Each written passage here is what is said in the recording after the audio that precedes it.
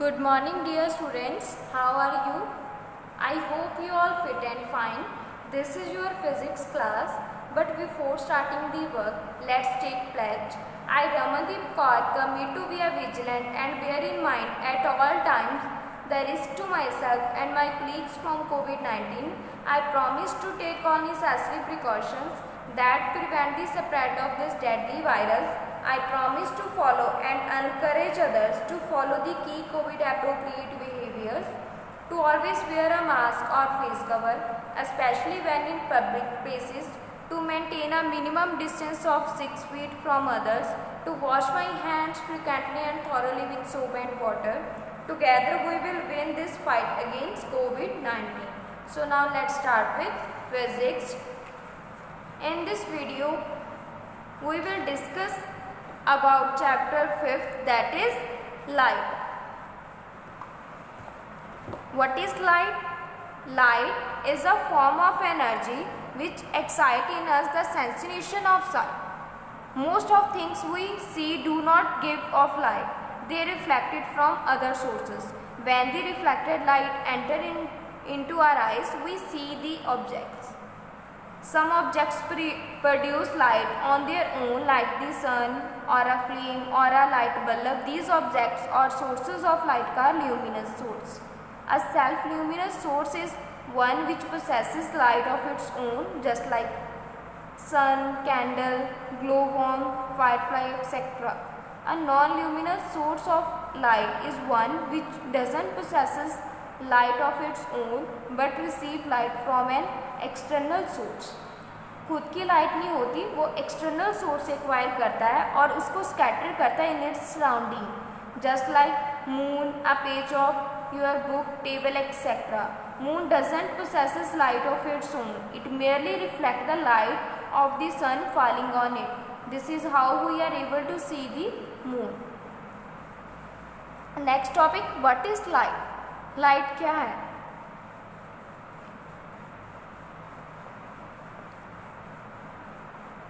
If only eyes were required to see, we would have been able to see objects in the dark as well.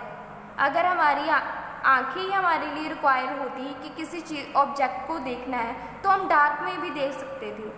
When we enter a dark room, the object present in the rooms are not visible. वो हमें दिखाई ही नहीं देती. If we switch on bulb, everything in the room become visible. Why? जब हम room में enter होते हैं पहले तो हमें कुछ भी दिखाई नहीं देता, फिर हम लाइट को ऑन करते हैं फिर सब कुछ दिखाई देता है. क्यों दिखाई देता है? Because bulb gives out an invisible energy called light. वो हमें इनविजिबल एनर्जी प्रोड्यूस करता है और हमें प्रोवाइड करता है, जिसको हम क्या बोलते हैं? Light. When this energy falls on the object in the room, it bounces off from the surface of the object. जब लाइट ऑब्जेक्ट पे फॉल करती है फिर वो बाउंस बैक होके हमारी आंखों के तक आती है. The energy that bounce off enters our eye which sense it and send a message to the brain and it is the brain which really see the object. You can see here, light आती है किसी object पे fall होके bounce back होके हमारी आंखों के अंदर एंटर करती है. फिर जो आइज़ है, सेंस है, वो मैसेज देती है ब्रेन को. जो ब्रेन है वो ही ऑब्जेक्ट रियली ऑब्जेक्ट को सी करता है, देखता है really. Eyes are only aids that help in seeing the object around us. Eyes है ओनली एड ही है जो हमें ऑब्जेक्ट को देखने के लिए हेल्प करता है. And next question is why do we say that light is invisible. हम क्यों बोलते हैं कि लाइट इनविजिबल है?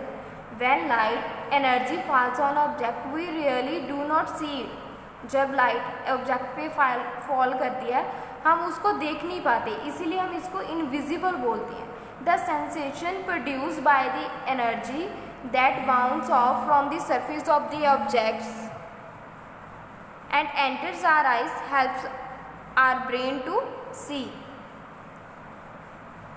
जब एनर्जी बाउंस ऑफ होती है ऑब्जेक्ट के थ्रू फिर वो हमारी आइज़ के रेटिना भी अपनी इमेज बनाती है, फिर ब्रेन को सिग्नल जाता है. ब्रेन है जो रियली ऑब्जेक्ट को सी करता है। So light is an invisible energy which causes in us the sensation of vision. Light that falls on an object bounce off in all direction, this is called diffusion of light. अगर कोई light fall होती है object पे और वो all direction में bounce off हो जाती है, उसको हम क्या बोलेंगे? Diffusion of light. Next topic is refraction. Refraction होता क्या है? It is the change in the direction of a way passing from one medium to the another medium और from a gradual change in medium.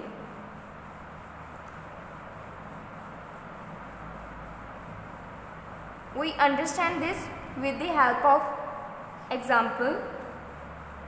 You know that light travel in a straight line in air, which is a transparent medium, but happen when a beam of light travel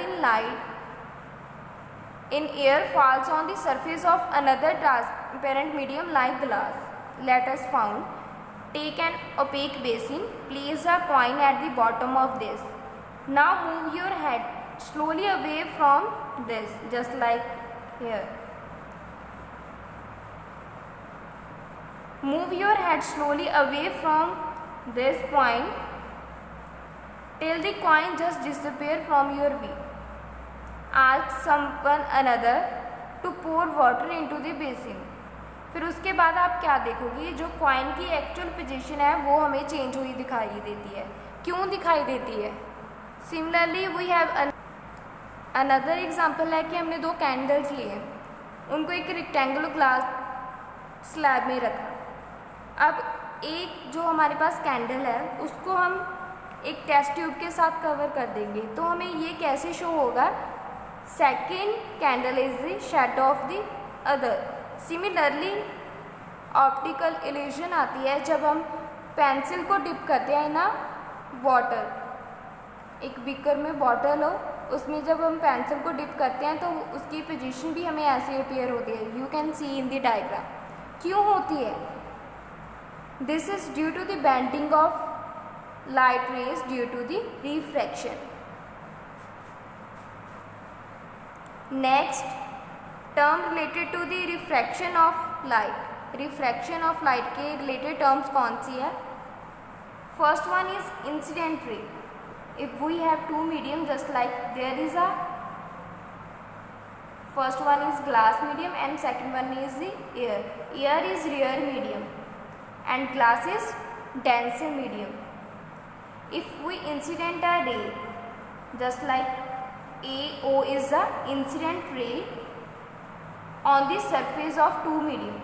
ये दोनों medium के बीच में जो surface है, जब इसमें हम रे एंटर करवाएंगे उसको हम इंसिडेंट रे बोलेंगे। When this ray incident on the interface between these two medium, then the light get refracted. The refracted ray after refraction enter into the second medium is called refracted ray. जब ये light reflect होगी, ठीक है, second medium में जाके अपनी जो main path है उससे बेंड होगी, उसको हम क्या बोलेंगे? रिफ्रैक्टेड रे। There is an imaginary line, straight line perpendicular to the refracted surface. You can see here N O N dash. ये हमने imaginary line ड्रॉ की है perpendicular to the refracted surface. The angle between the incident ray and the normal. ये दोनों के बीच में जो angle है उसे हम क्या बोलेंगे? Angle of incident. The angle between the refracted ray and the normal is called the angle of refraction. So these are the few terms related to the refraction of light. Similarly, if we have another example, refraction through a parallel solid glass slab. If we have a glass slab, then place a rectangle glass slab on a white sheet of paper. Trace its outline with a pencil. Then fix 2 points P Q. पहले आप इस पे P and Q दो point आपने fix कर लेने हैं। फिर जब आप यहाँ पे ग्लास स्लैब रखोगे, आप क्या ऑब्जर्व करोगे? आपने कोई दो पॉइंट्स देखनी है, यहाँ पे दो पिन्स लगानी है जो आपको ग्लास स्लैब के थ्रू ऐसे लगे कि ये चारों points P Q R S ये सभी एक ही लाइन में है और वहाँ पे आपको यहाँ पे पिन्स लगा देनी है। आफ्टर रिमूविंग दिस, अब जब आप ग्लास स्लैब को रिमूव कर दोगे तो आपको जो स्ट्रक्चर है कुछ ऐसा अपीयर होगा। We measure the amount of bending by angle that the rays in the two medium make with the normal to the respective interfaces. The angle that incident ray makes with the normal, that is called angle of incidence. The angle that refracted ray makes with the normal is called the angle of refraction. We found that, यहाँ पे हम क्या देखते हैं, जब light travel करती है, ठीक है, ray of light goes from air to glass, ठीक है, air to glass means rarer से denser मीडियम में एंटर करती है, जो रिफ्रैक्टेड रे है वो नॉर्मल के टूवर्ड्स बेंड होती है, लेकिन जब वो डेंसर से रेयर में होती है तब ये बेंड होती है away from the normal. So these are the observation which we observe from a refraction through a parallel solid glass slab. Next, laws of refraction. First law is the incident ray, the refraction ray and the normal at the point of incident all lie in the same plane. जो incident ray है, refracted ray है and जो normal है वो तीनों same plane में lie करते हैं. Second, the ratio of according to Snell's law. This law was given by the physics Snell. That's why this law is known as Snell's law. It is represented by the constant nu. Refractive index को new के साथ represent करते हैं. If the light travel from air to glass, then we can write as refractive index air to glass then equals to sine of angle of incident divided by sine of angle of refraction. So this is all about the laws of refraction. In the next video, we will discuss about refractive index. If you have any doubt regarding this topic, then we will discuss in your online class. Thanks students. Have a nice day.